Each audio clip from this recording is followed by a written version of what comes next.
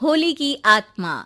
बचपन से शहर में रहने वाला मनोज इस साल होली की छुट्टियों में अपने गांव दुर्गापुर वापस आता है, जहां उसे देख पूरा गांव खुशी से झूम उठता है। जब गया था तब इतना सा था और अब देखो कितना बड़ा हो गया है। हाँ सरपंच जी, जब मैं गया था तब आप भी बहुत जवान थे और अब देखो कितने बूढ़े हो गए हैं आप। चलो चलो बढ़िया है। बच्चा घर वापस आ गया। इसी खुशी में आज रात पार्टी होगी। क्या बात है, गांव में भी पार्टियां होने लगी। वैसे अगर पार्टी की बात है तो आज क्यों सीधा होली पार्टी करते हैं। होली पार्टी की बात सुन चहल पहल में अचानक सन्नाटा छा जाता है, जिसे देख मनोज को कुछ अजीब लगता है। लेकिन तभी सरपंच बात पलट देता है। अब बहुत देर हो गई, चलो सब अपने घर चलो, पार्टी के बारे में कल सोचेंगे। मनोज भी मम्मी पापा के साथ घर आ जाता है, पर होली पार्टी और उस पर पूरे गांव की खामोशी वाली बात अभी तक उसके जहन से निकलती नहीं। पापा, होली पार्टी की बात पर सब चुप क्यों हो गए थे। अरे होगी उनकी कोई अपनी बात। मुझे गांव की पंचायत ही थोड़ी पता है। थक गया हूँ, चलो सो जाते हैं, कल बात करते हैं। पापा की बात मानते हुए मनोज भी सोने चला जाता है। आज तो छुपा लिया, लेकिन हफ्ते बाद जब होली का दिन आएगा तब इसे कैसे रोकोगे। अगली सुबह सूरज के साथ ही मनोज भी गांव घूमने निकल जाता है, जिस पर रास्ते में उसे अपनी ही उम्र के कुछ लड़के भी मिलते हैं, जिनसे दोस्ती कर अब वो उनके साथ घूमने लगता है। इसी तरह कुछ दिन बीत जाते हैं और होली नजदीक आने लगती है। दोस्तों, होली में 4 दिन ही बचे हैं, पर गांव में उसकी कोई तैयारियां क्यों नहीं दिख रही। क्योंकि यहाँ होली नहीं मनाई जाती। अरे पर ऐसा क्यों। वो राजा भूषण। अरे तुम 4 दिन के लिए आए हो, क्या इतना सोच रहे हो। चलो कुछ खाने चलते हैं। इसी के साथ एक बार फिर होली की बात को टलते हुए देख मनोज को शक होने लगता है। वो घर पहुंचते ही इंटरनेट पर अपने गांव और राजा भूषण के बारे में जानकारी निकालने लगता है। क्या? मुझे आज तक ये नहीं पता था। ऐसा कैसे? किसी ने मुझे कुछ बताया क्यों नहीं? सारी जानकारी लेने के बाद मनोज गांव वालों या अपने मम्मी पापा से कुछ पूछे बिना खुद ही उसकी सच्चाई के बारे में छानबीन करने लगता है, जिसके चलते वो राजा भूषण की हवेली में पहुंचता है। वाह, क्या हवेली है यार। पर क्या यहाँ सच में कोई भूत है? हेलो भूत जी, कोई है क्या? हम इस साल गांव में होली सेलिब्रेट कर रहे हैं, क्या आप उस पर थोड़ा इंटरव्यू देंगे? मनोज के ऐसा बोलते ही गांव में तूफान उठ जाता है और हवेली में रखी सारी चीजें हिलने लगती है।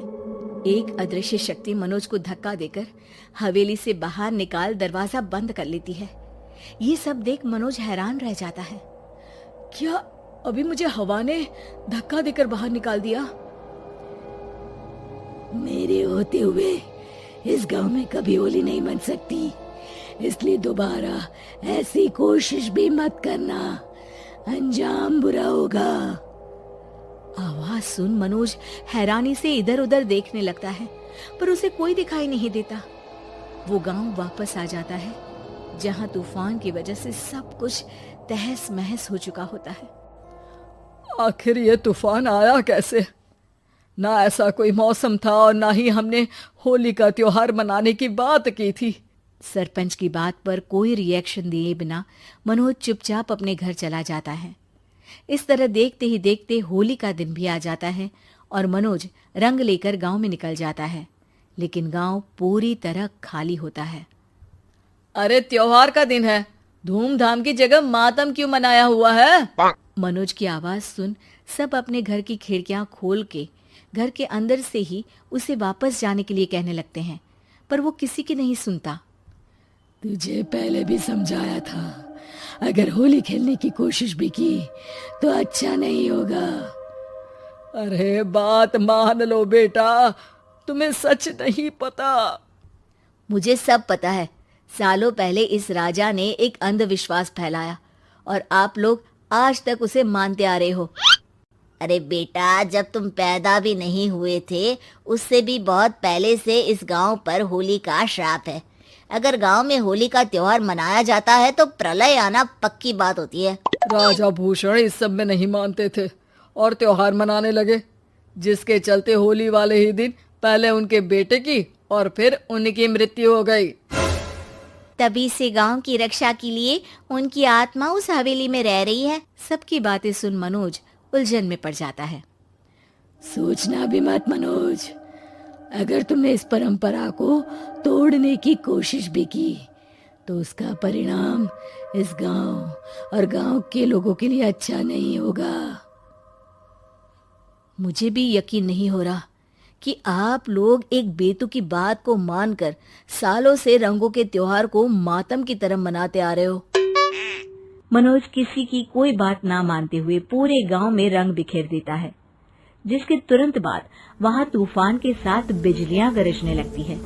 अचानक मौसम में ऐसा बदलाव देख जहां मनोज कंफ्यूजन में आ जाता है, वहीं गांव वाले डर से सहम जाते हैं।